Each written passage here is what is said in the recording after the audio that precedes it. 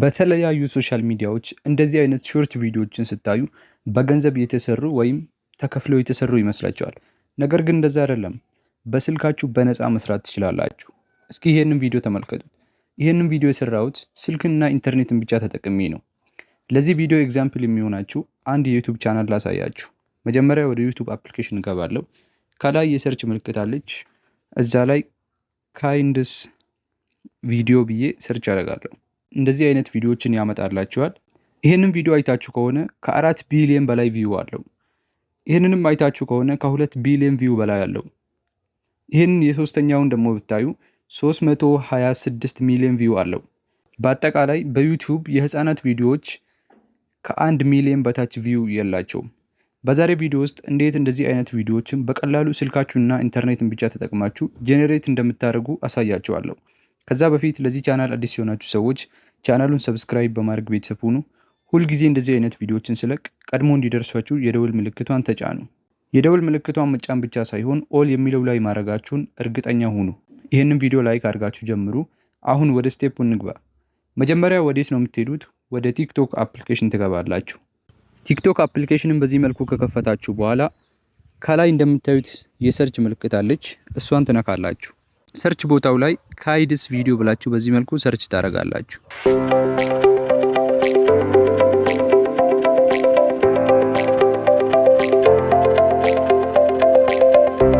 እሱም እንደምታዩት እንደዚህ አይነት ቪዲዮዎችን ይደረድርላችኋል።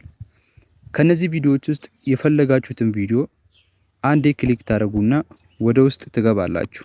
ለምሳሌ ይሄንን ቪዲዮ እንምረጥ። ይሄንን ቪዲዮ በዚህ መልኩ ከከፈትን በኋላ እዚሁ ላይ ኦኬ እናደርግና ይሄንን ፎቶ ስክሪንሻት እናደርገዋለን። አሁን ከቲክቶክ የምንፈልገውን ነገር ጨርሰናል። አሁን ወደ ቻት ጂፒቲ አፕሊኬሽን እንገባለን። ቻት ጂፒቲ አፕሊኬሽንን በዚህ መልኩ ከከፈትን በኋላ ከስር እንደምታዩት የፕላስ ምልክት አለች።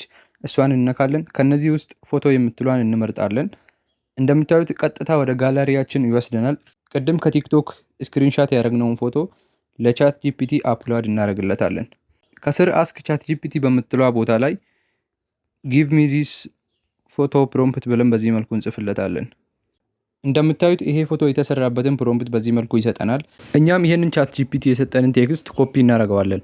ይሄንን ቴክስት ኮፒ ካደረግን በኋላ ከላይ እንደምታዩት 2 መስመር ትታያለች። እሷን እንነካለን። ከስር ቻት የምትሏ አለች። እሷን ክሊክ እናደርጋታለን።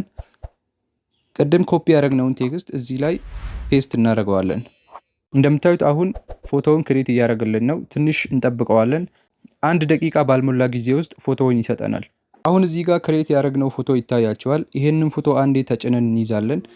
ከነዚህ ዝርዝሮች ውስጥ ሴቭ የምትሏለች እሷን አንዴ ክሊክ እናደርጋለን። ፎቶ ቀጥታ ወደ ጋላሪያችን ሴቭ ይሆንልናል። ክሬት ያደረግነውን ፎቶ ወደ ስልካችን ዳውንሎድ ካደረግን በኋላ ይሄንን ፎቶ ወደ ቪዲዮ የምንቀይርበትን ቴክስት እንጠይቀዋለን። እሱም እንደምታዩት በጥቂት ጊዜ ውስጥ ይሄንን ቴክስት ይሰጠናል። አሁን ከቻት ጂፒቲ የምንፈልገውን ነገር ጨርሰናል። ይሄንን ቴክስት ኮፒ አድርገን ከቻት ጂፒቲ አፕሊኬሽን እንወጣለን። አሁን ወደ ስልካችን ክሮም እንገባለን። የስልካችንን ክሮም በዚህ መልኩ ከከፈትን በኋላ ከላይ የምታዩትን ድሪሚና ኤአይ ስም የሚለውን ሰርች ቦታው ላይ እንጽፋለን። እሱም ቀጥታ ወደዚህ ገጽ ይወስደናል። እንደምታዩት አሁን ከስር ክሬት የምትለው አለች። እሷን አንዴ እንነካለን።